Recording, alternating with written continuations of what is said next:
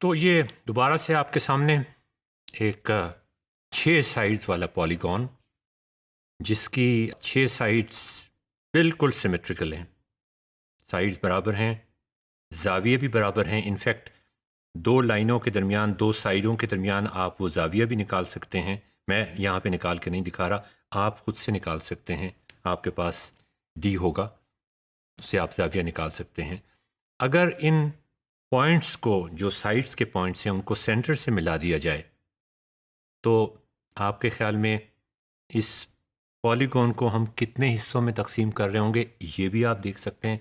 मैं आपको करके नहीं दिखाऊंगा, आप खुद से करके देखिए। वहाँ जो एंगल बन रहा होगा ट्रायंगल का, वो एंगल कितना होगा वो भी आप ज़रा खुद से करके देखिए।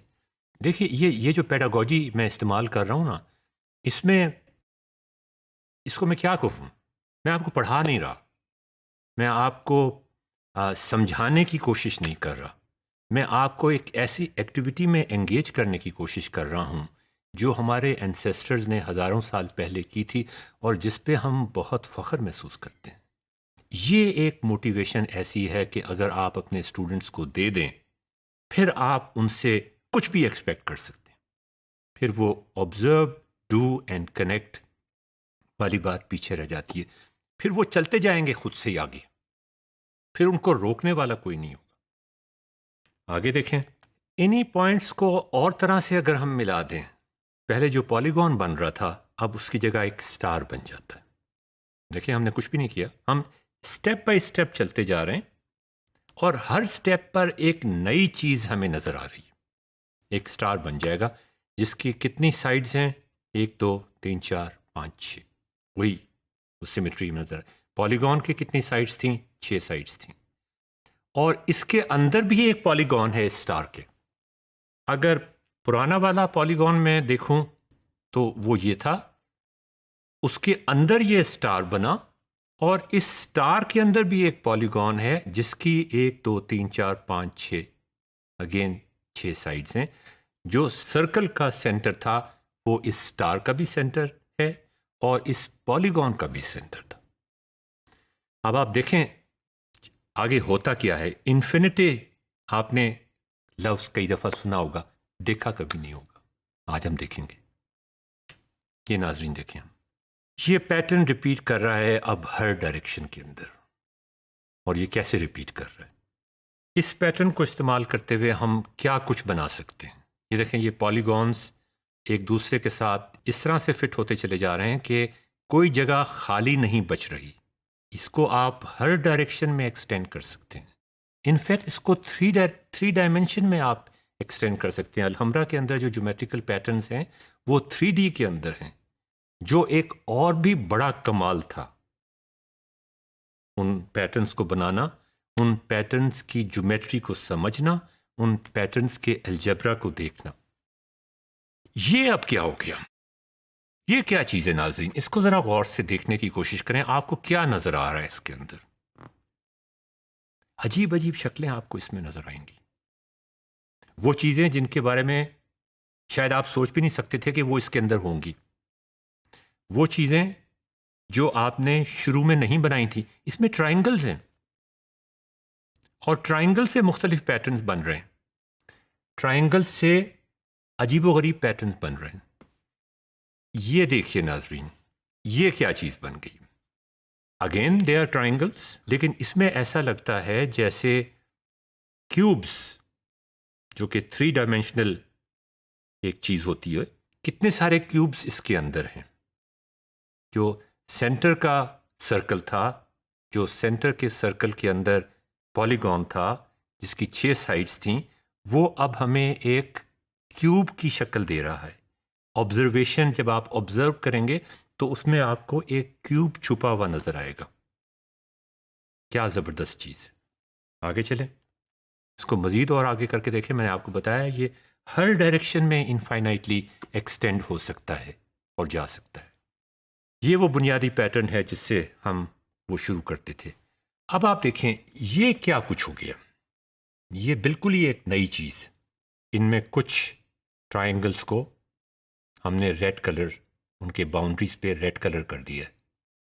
ये एक क्या पैटर्न है जो एमर्ज करता चला जा रहा है, और ये सब कुछ उन्होंने प्रकार से किया, अपने हाथ से किया, पेंसिल से किया, और एक स्ट्रेट एज के साथ किया।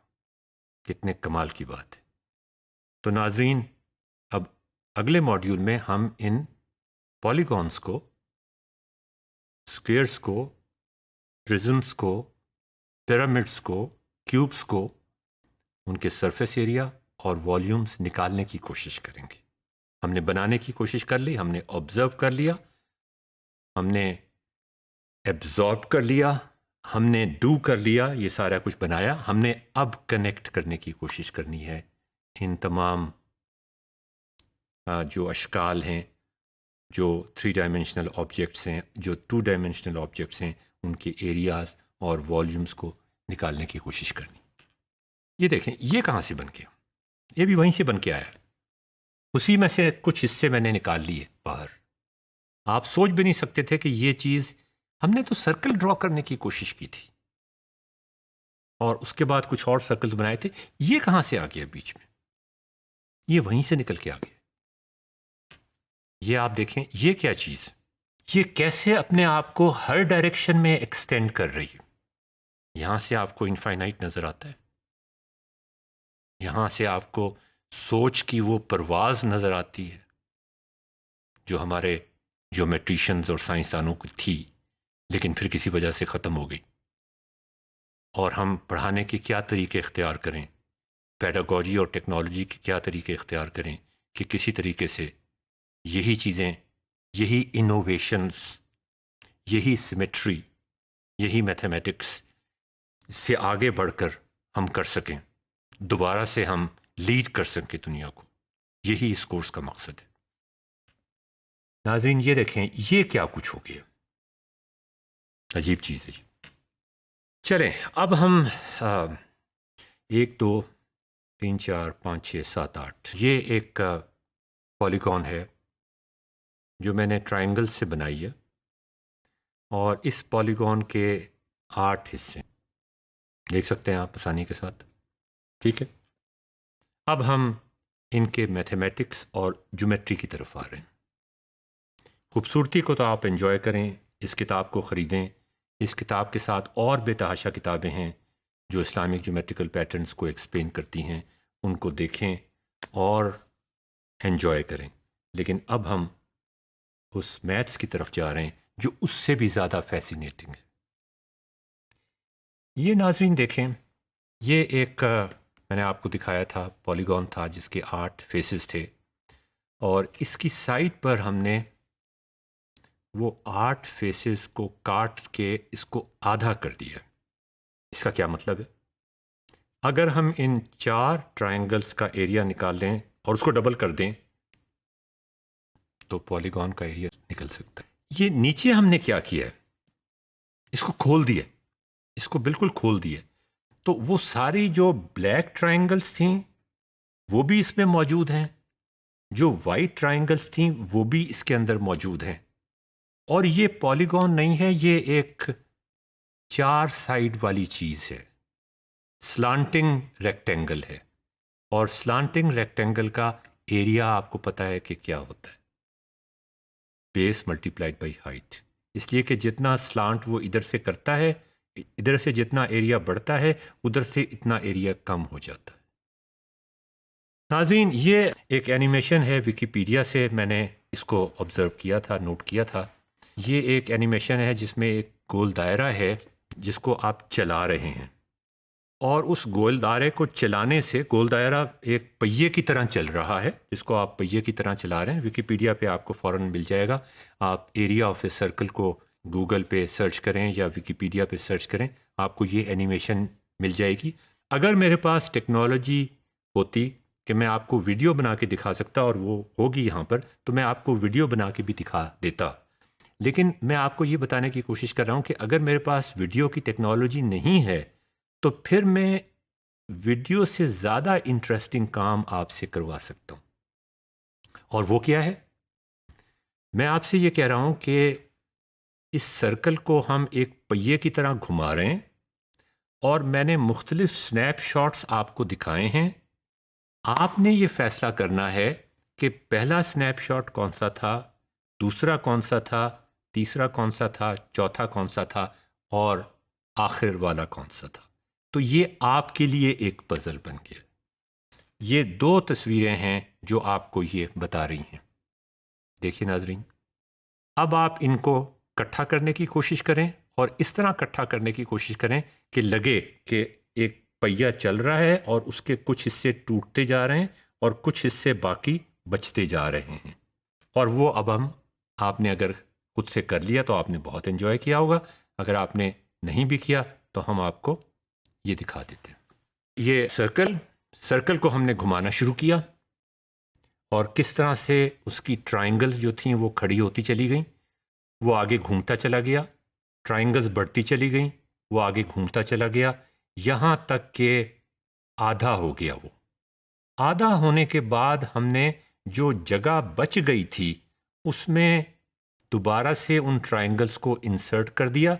नीचे जितनी ट्रायंगल्स थी और ऊपर जितनी ट्रायंगल्स थी उनका साइज बिल्कुल बराबर था, तो ये एग्जैक्ट रेक्टेंगल बन गया। आपको पता है कि एक एरिया का सरकमफ्रेंस जो है वो 2πr होता है, उसका आधे का सरकमफ्रेंस πr होगा, रेडियस r है।